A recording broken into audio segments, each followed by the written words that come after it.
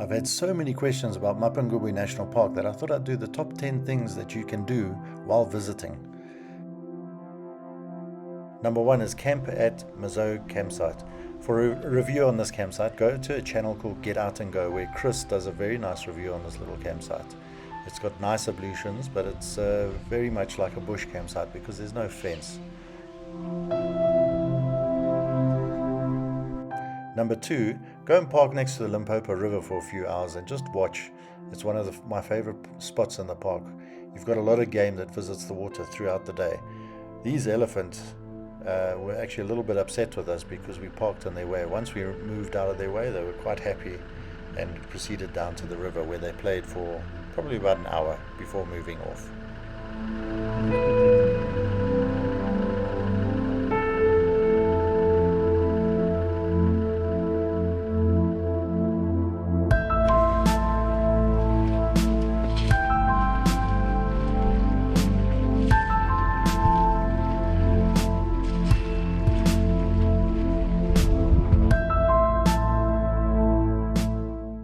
This is also a great spot to go watch the sunset and maybe have a few sundowners if that's what you're into. It's not too far from the campsite, so you can really leave at the last minute and have a sort of sunset drive back to your campsite. Number 3 is take the Mapungubwe Hills tour. This is very informative and it gives you a lot of history on the area.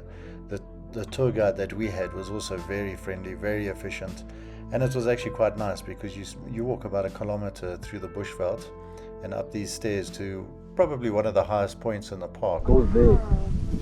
Behind those big rocks, there is the Shashi River. Shashi is from Harpen, beyond Francis Town. Eastern part of that river is Zimbabwe.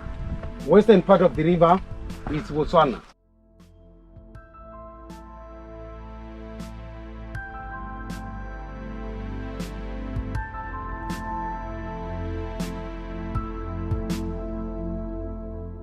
Definitely visit the Confluence viewpoint and picnic spot. This is where you can see where the Shashi River and the Limpopo River meet. It was dry while we were there, but during the wet season it can be flowing and look quite spectacular. You also can have picnics there, and there's quite nice boardwalks with great viewpoints where you can explore various rock formations and have a look at various views. Gives you a really different perspective of the park.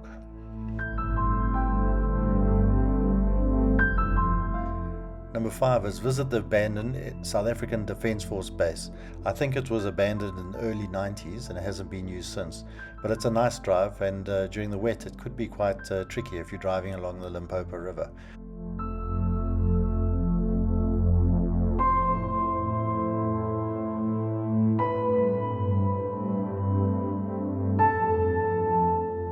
In various areas of the park there are 4x4 routes, but they're very light 4x4s and nothing too hectic.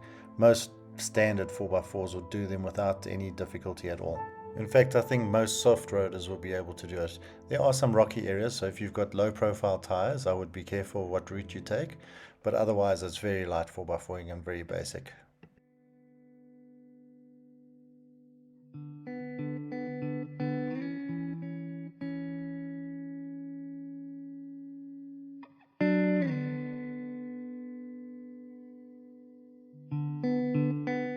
Mapungubwe is made up of basically 3 sections. There's an eastern side, a western side, and a southern side.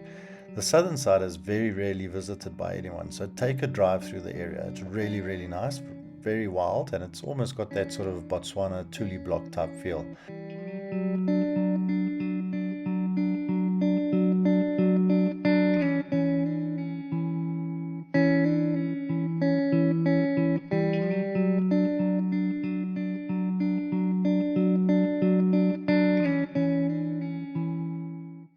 Many of the tracks on the southern side haven't been driven for ages.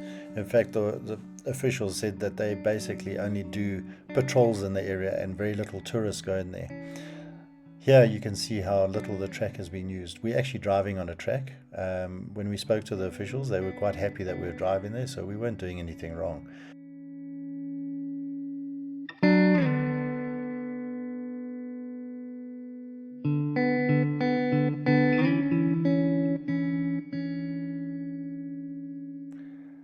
There are no signboards or markings or direction beacons or anything like that on this side of the park, so Make sure you got a GPS or a good sense of direction, or otherwise it's quite easy to get lost. But it's not a big section, so you won't be lost for long. Keep your eyes open, you never know what you can spot. This Legovon was spotted by my wife from about 100 meters. I don't have a clue how she saw it because it was so well camouflaged.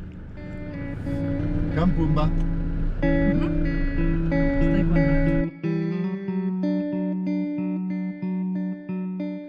Visit the many forgotten tracks. There's so many little places and nooks and crannies that you can visit, but just be very careful which you choose if you're not in a 4x4, because some of these areas are very, very sandy. Also, if you're in the rainy season, there's some areas where there could be some very slippery mud and deep holes, so just be careful where you're going to drive.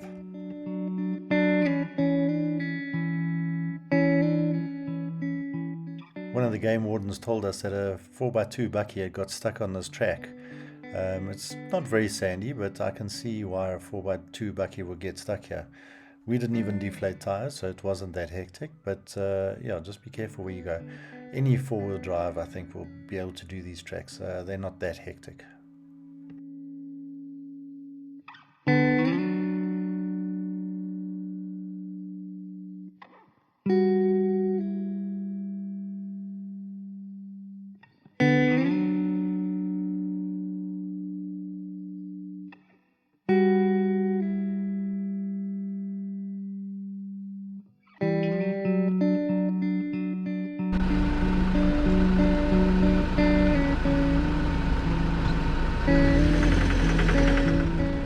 Number 10 is actually two areas that you need to visit. It's the Treetop Walk and the MALOUTSWA Hide.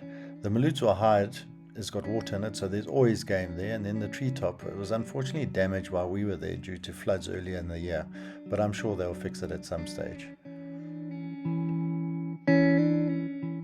Well, that's my top 10 things to do in Mapungubwe National Park. I'd like to just add also that the staff at the park are unbelievably friendly, always willing to help, always giving direction, always making suggestions on where to visit. So visit Mapungubwe National Park. You don't have to be totally self-sufficient, as there is water and electricity in the Mazo campsite, but it is quite wild, and be prepared to sort of drive in very rough areas that possibly the elephants have damaged also. But we loved our time there, and we will definitely be back. Thank you so much for watching, and thank you for all the support I've received. It's really been unbelievable. Please comment below if you have any questions. I will try and answer them all with as much information as I have. But thank you again for watching. Thank you if you've subscribed, and thanks for the thumbs up. Apparently you got to double tap the thumbs down and single tap the thumbs up. Thanks very much. Take care. Bye.